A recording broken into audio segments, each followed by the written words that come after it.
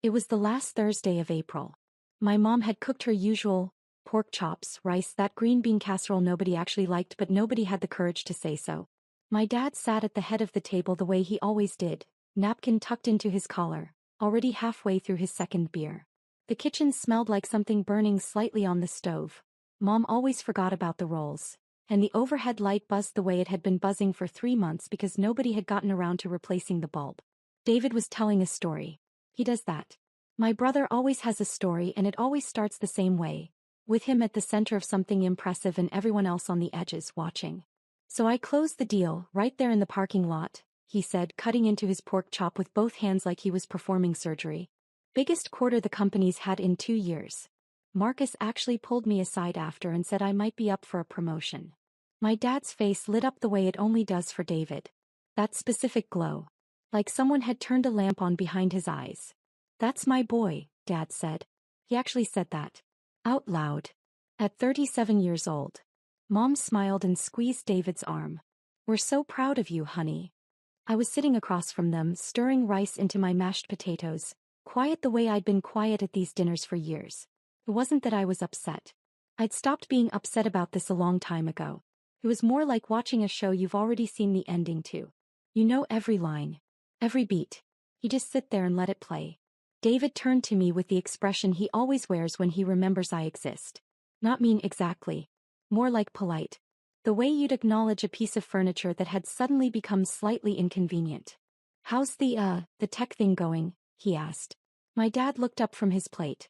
He didn't say anything, but his eyebrows did something. A small lift. The kind of lift that says, yeah, how is that going? Fine, I said. It's going fine. You still at that startup? Dad asked. He said startup, the way some people say hobby. It's not really a startup anymore, I said. And then I stopped. Because I'd learned over years of dinners exactly like this one, that the more I explained, the less anyone listened. So I just let the sentence end there, hanging in the air like a thread nobody was going to pull. Dad said. He picked up his beer.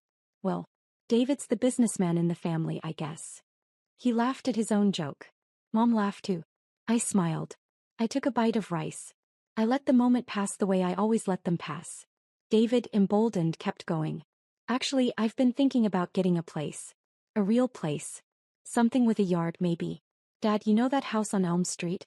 The one next to your buddy Tom? Oh, that one's gorgeous, Dad said, leaning forward now. 3 bedrooms. Good neighborhood. You should look into it. I think I'm going to, David said. He looked at me casually, the way you look at someone when you're about to say something that you don't think will land badly. I mean, at least someone in this family is settling down, right? Mom nodded. He's right, sweetheart. When are you going to think about that? A house, stability, those things matter. When are you going to get a real job, Sarah? Dad said, still half laughing. A job people have actually heard of? He wasn't being cruel. That was the thing that made it hard. He genuinely believed what he was saying. In his mind, a job people had heard of meant something like where he worked. Harwood and Associates. A mid-tier consulting firm with 43 employees and a website that looked like it was built in 2009. But it was steady. It was safe. Paid a pension. And in my father's world, that was the definition of success. I nodded. Maybe someday, I said. And I meant it as a joke. But nobody laughed. We finished dinner. Mom cleared the plates. Dad turned on the television. David checked his phone and said he had to get going. He and his girlfriend were meeting friends for drinks. He hugged Mom, clapped Dad on the shoulder and waved at me on his way out the door. Drive safe, I said. Yeah, he said. And he was gone. I helped Mom with the dishes without being asked. We stood side by side at the sink, her washing, me drying, the way we'd done it 100 times before. She didn't say anything for a while. Then, softly, without looking at me. He means well, you know. Your father. I know, I said. And I did know. That was never the question. That was the last Thursday of April. 5 months later, everything my father believed about me, about what I was worth, what I had built, would be demolished in a single afternoon. Not by me. Not by anything I said or did. Simply by him walking through a door. My name is Sarah Chin. I am 34 years old. I live in a 1-bedroom apartment on Maple Street with a couch I bought at a thrift store and a coffee maker that's older than my nephew. I drive a 2018 Honda Civic with 94,000 miles on it. The paint on the back bumper is chipping. When people ask me what I do for work, I say, I work in tech. And then I wait for them to lose interest, which usually takes about 4 seconds. They always lose interest. Because that's what I want them to do. The truth I have not shared with my family in any meaningful way for the better part of 6 years, is this. I am the founder and CEO of a company called Meridian Tech. Meridian is a B2B enterprise software platform. We build the kind of tools that large companies use to manage their data, their workflows, their entire operational infrastructure. We have 280 employees across 3 offices. We were valued at $340 million at our last funding round. We bring in $87 million in annual revenue. Last year, TechCrunch featured us in a roundup of the fastest-growing enterprise platforms in the country. We have clients in 17 states. 3 of them are Fortune 500 companies. I built it from nothing. From a laptop in a coffee shop in 2017, when I was 26 years old and had $4,200 in my bank account. I coded the first version of the platform myself. Every line, every function, every interface. I pitched investors while wearing the same blazer I'd bought at a consignment shop for $23. I worked 16-hour days for 2 years straight. I ate ramen for dinner 4 nights a week. I missed birthdays, missed holidays, missed a funeral for my college roommate's father because I had a pitch meeting I couldn't reschedule. And I told almost no one. Not because I was ashamed. Not because I didn't want to share it. I told no one because, early on, back in 2019 when Meridian was still small but already profitable, when we had just closed our first real contract and I was sitting on something that I knew in my gut was going to be significant, I tried. I sat my parents down at this exact kitchen table, the same one where David tells his stories, and I said, Mom, Dad, I think the company is going to make it. I think it's actually going to be big. I remember the exact way I said it. Carefully. With hope. The way you say something when you've been holding it close to your chest for a long time and you're finally letting it out. My dad looked at me for a long moment. Then he said, That's nice, sweetheart. David just got promoted, by the way. My mom nodded enthusiastically. He's going to be a regional director by next year. Isn't that exciting? I sat there for about 5 seconds. And something in me just closed. Not dramatically. Not with anger. It was quieter than that. It was more like a door gently shutting. I smiled, said, That's great for David, and finished my dinner. After that, I stopped trying to explain. When they asked what I did, I gave them just enough to satisfy the question without giving them anything real. I work in tech. I do some software stuff. It's pretty boring, honestly. And they never pushed. They never asked a single follow-up question. Not once. Not in 6 years. Not a single, oh, what kind of software? Or, how many people work there? Or, are you doing well? The concealment wasn't hard. It was almost natural by that point. What was harder was the money. My family had been coming to me for cash for as long as I could remember, and I had been saying yes for almost as long. Not because they asked nicely. Not because the requests made sense. Because I felt guilty. Because somewhere underneath all of it, I still believed that if I was generous enough, if I gave enough, if I was useful enough in the one way they seemed to notice, maybe they'd see me. Not just as the quiet one. Not just as the one who didn't matter. As someone real. My dad's car needed a new transmission in 2021. $3,400. I paid it anonymously, told Mom it was a gift from a friend. Dad never questioned it. Why would he? In his mind, Sarah couldn't possibly be the source. She worked some vague tech job that probably paid barely above minimum wage. My brother needed $1,200 for a security deposit when he moved out of Mom and Dad's house. I Venmo'd it to him on a Tuesday afternoon. He texted back, Thanks. When are you free this week? Mom wants to do dinner. Not a word about the money. Not a question about where it came from. My mom asked for $800 for a dental bill that insurance didn't cover. I sent it within the hour. She called to thank me and spent 11 minutes telling me about David's new car. A used Audi he'd financed through a dealership. Isn't it beautiful? She said. He looks so put together. I don't say this to make them sound like villains. They aren't villains. They're just people who never saw me as someone who mattered. And when you don't see someone as someone who matters, you don't notice what they give you. You just take it. You don't ask where it came from. You don't wonder how they can afford it. You just accept it and move on. By April of this year, I had quietly sent my family a little over $14,000 in the past 18 months alone. Not a single one of them knew where the money was coming from. Not a single one of them had ever asked. The breaking point didn't come with a bang. It came on a Wednesday in early May, 3 days after that dinner. My dad called me at 2 o'clock in the afternoon. I was in the middle of a board meeting, the real kind, with investors on the line and quarterly projections on the screen, and my CFO walking through a slide deck that would determine our expansion budget for the next fiscal year, so I let it go to voicemail. He called again at 2:14. I silenced it. He called a third time at 2:31, and this time he left a message. Sarah. It's Dad. Listen, I need a favor. My credit card got declined at the gas station. Long story, don't worry about it, but I need about $600 to cover it. Just send it to my account, okay? Mom will handle the details. Thanks. Bye. He didn't say please. He didn't ask if I could afford it. He didn't say thank you in any real way. He just said it the way you'd ask someone to pass the salt. Casual. Unremarkable. Like it was the most normal thing in the world. I listened to the voicemail sitting in my office. My actual office, the one with my name on the door and a view of the city skyline and a framed Forbes mention on the wall from 2022 and a whiteboard covered in product roadmap notes. I listened to it once. Then I put my phone down on my desk and I sat very still for about 2 minutes looking out the window at nothing. And then I made a decision. Not an angry decision. Not a dramatic one. It was the calmest decision I had ever made in my life. I said okay. Just okay. To myself. Quietly.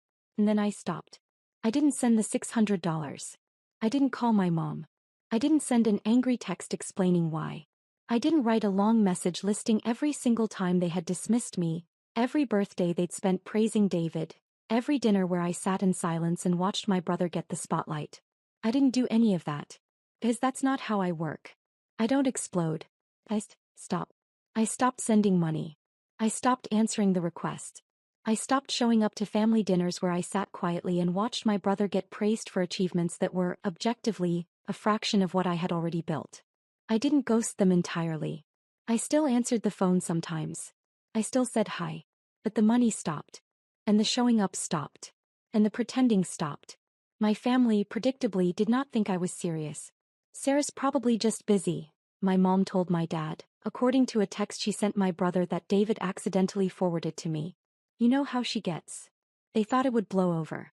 They thought I'd come back to the table quiet and compliant the way I always had. Because that's what I had always done. For years. I had shown up. I had smiled. I had handed over money and asked for nothing.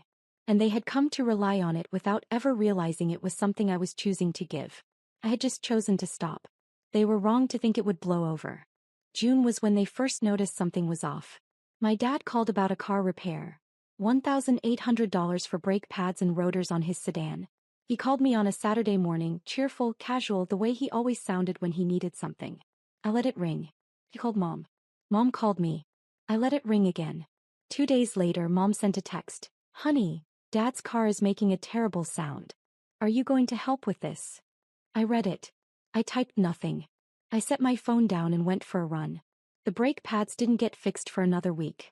Dad drove the car anyway, the grinding sound getting worse with every mile, the kind of sound that makes you wince every time you hit the brakes. When he finally took it in, he paid with a credit card that was already carrying a balance from a trip he and Mom had taken to see David for his birthday in March. A trip they hadn't invited me to. By July, the pattern was clear. Without my quiet, invisible contributions, the small financial cracks in my family's life started showing up one by one. Mom's credit card bill crept up $200 in a single month. Dad started complaining at dinner about how expensive groceries had gotten, as though the price of lettuce had changed overnight. David texted me once, casually, asking if I could float him $1,000 for a car payment that was due early. He added a laughing emoji at the end as though the request was a joke. It wasn't. I didn't respond to that one either. Meanwhile, my life continued the way it always had. Meridian was in the middle of one of its biggest growth quarters. We had just closed a deal with a logistics company worth $4.2 million in annual recurring revenue. TechCrunch had mentioned us in a roundup article, the kind of mention that gets forwarded around the industry and sits in inboxes for weeks. I had 3 board members asking me to expand into the European market by the end of the year. My head of engineering, a woman named Rachel who had been with me since the very beginning, sent me a message one Friday afternoon that simply said, "We just hit 500,000 active users." I printed that message out and taped it above my desk. I was busy. I was focused. And for the first time in years, I wasn't carrying the invisible weight of being the family's quiet, unacknowledged piggy bank. It was in August that the Harwood contract came together. My head of partnerships, Janet Okafor, flagged it during our weekly strategy meeting. She was flipping through inbound inquiries on her tablet. We get dozens every week now, and she stopped on one and looked up. We've got an inbound inquiry from Harwood and Associates, she said, pulling up their profile on her laptop. Mid-tier consulting firm. 43 employees. They're looking for a data management platform for their client-facing projects. I looked at the name on the screen. Harwood and Associates. My dad's company. I stared at it for about 3 seconds. The room was quiet. Janet was waiting for my input. 2 other team members were looking at me waiting. Then I said, run the normal evaluation. If they meet our criteria, move forward. Janet nodded. She didn't know the connection.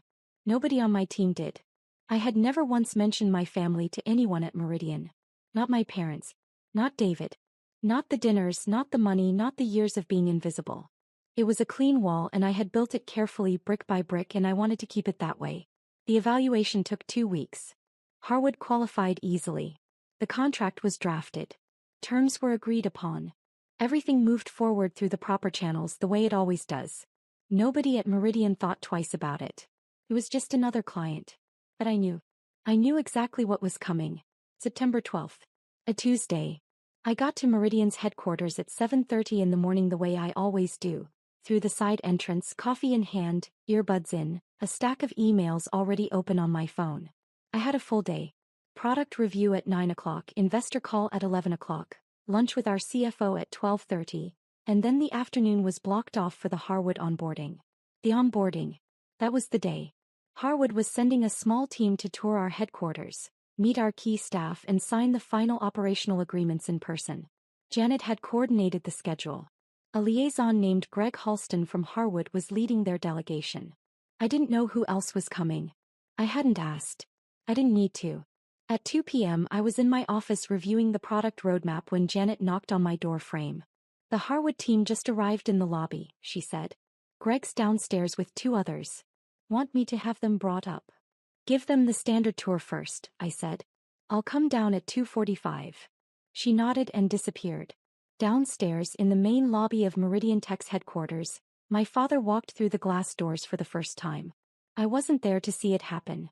But I heard about it later, from Diana, our receptionist who had been at the front desk for 3 years and who had, at some point in the last 12 months, put together a scrapbook of every major moment in the company's history for an internal anniversary event. Diana notices things. She's the kind of person who remembers faces, remembers names, remembers the exact expression someone was wearing when they walked through the door. Diana told me this is what happened. Greg Halston walked in first, badge already clipped to his jacket from a previous visit to another vendor. He smiled at Diana, said, Harwood delegation, we have at 2 o'clock. And she started pulling up their arrival forms on her computer. Behind him 2 men walked in. One was a younger associate named Patrick, mid-20s, nose in his phone. The other was my dad. Robert Chin walked into that lobby and stopped. He stopped the way you stop when you walk into a room and something doesn't add up. Not dramatically. Not like in a movie where someone gasps and staggers backward. He paused. His feet went still. His eyes moved. The lobby at Meridian is not ostentatious. We're not a tech company that spends $20 million on a foosball table and a slide between floors. It's clean. It's modern. White marble floors. Warm wood accents. A long reception desk in brushed brass. On the left wall, floor-to-ceiling glass panels displaying our company timeline. The founding in 2017, the first product launch in 2018, the Series A in 2019, the Series B in 2021, the Forbes mention, the industry awards, the client milestones. Each one dated. Each one documented. And on the right wall, the main wall, the one you see the moment you walk through the doors, there is a single panel. 8 feet wide. 12 feet tall. The founder's wall. It's not vanity. It's tradition in our industry. A way of anchoring a company's identity to the person who started it. Other tech companies do it too. Apple had Jobs. Google had Page and Brin. Meridian has me. My photo, a professional headshot, black and white, taken during a magazine shoot last spring, is centered on that panel. My name is printed beneath it in clean, modern typography. And below my name 4 words. Sarah Chen, founder and 12 feet high. My dad stood in that lobby and looked at that wall. Diana told me later that she watched his face go through something she couldn't quite name. It wasn't shock exactly. It was more like a slow recalculation. Like someone had just shown him a math problem he'd been solving wrong for 30 years and the correct answer was staring him in the face. Greg turned around. Robert? You okay? My dad didn't answer right away. He was still looking at the wall. Robert. That's. My dad started. He pointed at the photo. At my name. That's my daughter. Greg blinked. He looked at the wall. He looked back at my dad. Sarah Chen is your daughter? My dad nodded. His hands, Diana told me, were shaking. Greg didn't know what to say. Patrick looked up from his phone, confused. Diana, behind the desk, went very still. It was at that exact moment that Janet Okafor came down from the 3rd floor to greet the delegation. She walked into the lobby with her tablet, smile already in place, and stopped when she saw the look on everyone's faces. Everything okay? She asked. Greg pointed at my dad. This is Robert Chen. He says he's Sarah's father. Janet looked at my dad. Then she looked at the wall. Then she looked back at him. Oh, she said. Just that. There was a silence that lasted about 4 seconds. It felt longer. Janet recovered first. She's good at that. At reading a room and moving through it professionally regardless of what's actually happening underneath. Mr. Chin, she said, extending her hand. It's a pleasure. Let's get you all set up. It was at that moment that Marcus Webb walked into the lobby. Marcus is Harwood's senior VP, my dad's boss. He had come to Meridian for the signing ceremony later that afternoon, arriving separately from the delegation. He walked in with his coat over one arm, phone in the other, and stopped when he saw the group clustered near the reception desk with their slightly stunned expressions. Greg, he said. Everything goes smoothly? Greg hesitated. He looked at my dad. Then back at Marcus. Actually, Marcus, this is Robert Chen. He's on your team. And apparently. Greg gestured at the wall. At my name. 12 feet high. Marcus looked at the wall. Then he looked at my dad. Something shifted in his expression. Not surprise exactly, but a sharp and immediate recalculation. He knew my name. He had seen me speak at 2 industry events. He had read the same articles everyone else in that room had read. Robert, Marcus said slowly. Sarah Chen is your daughter. My dad said nothing. He just stood there looking smaller than I had ever seen him look. Marcus didn't push it. He's too professional for that. He just nodded once and said, well. Small world.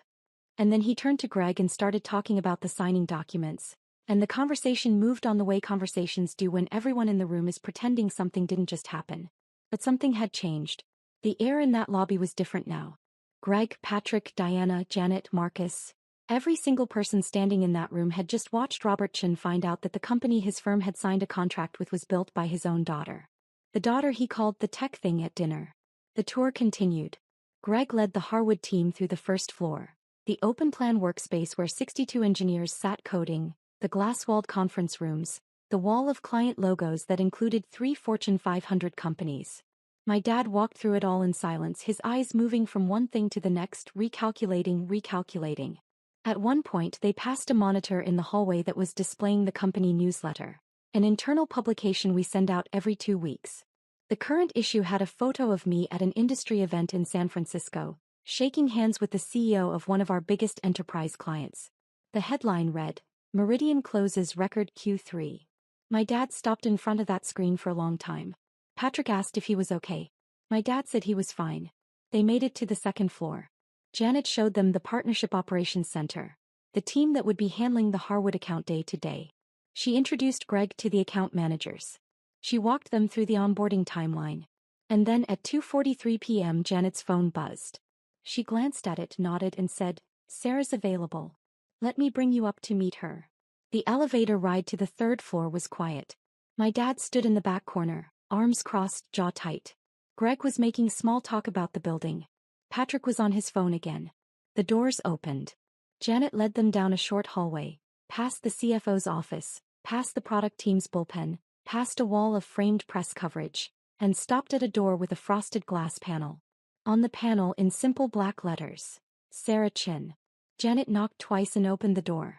I was standing by the window, coffee in hand, looking out at the city. I turned around when they walked in. I saw Greg first, then Patrick. Then I looked past them, and there was my dad, standing in the doorway of my office, in my building, looking at me the way you look at someone when you realize for the first time that you have been fundamentally wrong about them for a very long time. I didn't smile. I didn't frown. I just looked at him for about 3 seconds, and then I shifted into the same professional calm I use in every meeting. Greg, I said, extending my hand. Good to finally meet you in person. Janet's told me great things about the Harwood team. Greg shook my hand. Miss Chin, the pleasure is ours. This is a beautiful operation you've built. Thank you, I said. I looked at my dad again. He was standing slightly behind Greg, not quite able to look at me directly. His hands were at his sides now, but his fingers were doing something, curling and uncurling slowly the way they do when he's nervous. I'd seen that 1,000 times in my childhood. Before job interviews. Before arguments with Mom. Before anything that made him feel small. Dad, I said, quietly. Not for the room. Just for him. He looked up. His mouth opened. Nothing came out. I let the silence sit for exactly 2 seconds. Then I turned back to Greg. Janet, can you take Greg and Patrick through the final contract review on the 4th floor? I have another meeting at 3 o'clock and I want to make sure we stay on schedule. Of course, Janet said. She guided Greg and Patrick toward the door with practiced ease. As they filed out, I caught Greg's eye. Greg, make sure Mr. Chin gets everything he needs. He's important to us. Greg nodded, confused but polite. Patrick didn't look up. My dad was the last one in the doorway. He stood there for a moment after the others had passed. Sarah, he said. His voice was different. Quieter than I'd heard it in years. I looked at him. I didn't walk toward him. I didn't close the distance. I just stood by my window in my office in the building I had built from nothing, and I let him see me. We can talk this weekend, I said. If you want to. He nodded. Once. And then he turned and walked out. My dad called me 23 times that evening. The first call came at 4:17 p.m., 15 minutes after he left the building. I let it ring. The second came at 4:22. I let that one ring too. By 5 o'clock there were 7 missed calls and 3 voicemails. I didn't listen to the voicemails until later that night, sitting on my thrift store couch in my 1-bedroom apartment, a glass of water on the coffee table, the city quiet outside my window. The first voicemail was almost incoherent. My dad's voice was tight, strained, like he was trying to hold something together that kept wanting to fall apart.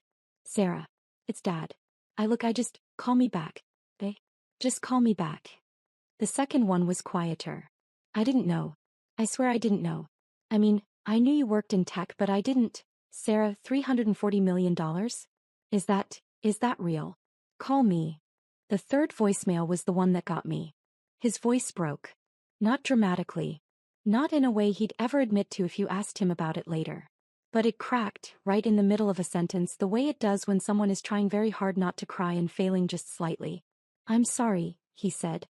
I think I've been really, really wrong about you. For a long time. And I don't know what to say about that. So just, call me. Please. I listened to it twice. Then I put my phone down and sat in the quiet for a while. My mom called at 6:30. She'd found out from Dad, who had called her the moment he left the building. Mom was crying. Real crying, not the performative kind. She left a voicemail that was mostly just her saying, "Oh, Sarah," over and over again. David found out at 8 p.m. He called once, didn't leave a message, and then texted, "Dad just told me. Are you serious right now?" I didn't reply to that text. Not that night. The extended family learned about it over the next 48 hours, the way news travels in a family like ours, through phone calls, texts, and at least one post from my Aunt Karen that generated 17 comments in 2 hours. At Harwood, the impact was quieter but no less real. Marcus Webb, the senior VP who oversaw the Meridian account, pulled my dad aside the next morning. Marcus had met me twice before at industry events. Once in Boston, once in Chicago. He knew exactly who I was and what Meridian was worth. "Robert," Marcus said, sitting across from him in his office, "why didn't you ever mention your daughter?" My dad didn't have an answer for that. Or if he did, it wasn't one he wanted to say out loud. Marcus didn't make it uncomfortable. He's a professional. But from that point on, Things at Harwood shifted in the way they always shift when someone discovers that one of their employees has been quietly connected to something significant that they didn't know about. It wasn't hostile. It was just aware. People looked at my dad differently. Not with contempt. With a kind of curious reassessment. Greg Halston texted Janet the next day. Quick question. Is it normal for a client's family to show up during onboarding? Asking for a friend. Janet laughed when she told me that one. David was the one who surprised me the most. He didn't call again for 3 days.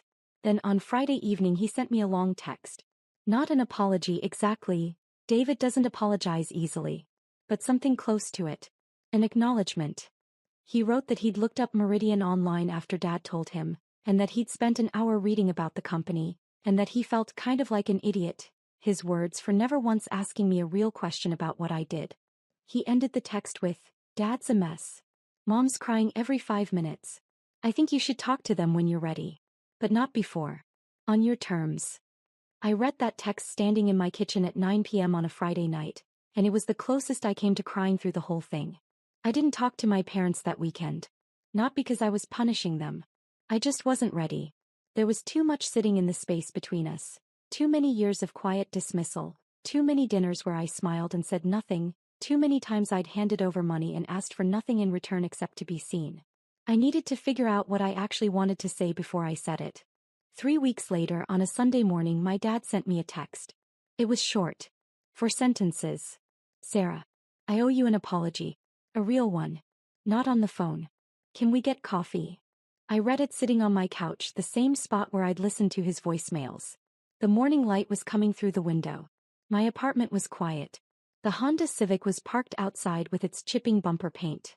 Everything looked exactly the same as it always had. I read the text once more. Then I set my phone down and went to make breakfast. I didn't reply that day. Not because I didn't want to, but because for the first time in my life I didn't have to rush to give my family what they needed. I had built something real. Something that 280 people showed up to every day. Something worth $340 million. Something that had taken me 8 years of silence and sacrifice to create. And it wasn't going anywhere. The coffee could wait until Monday.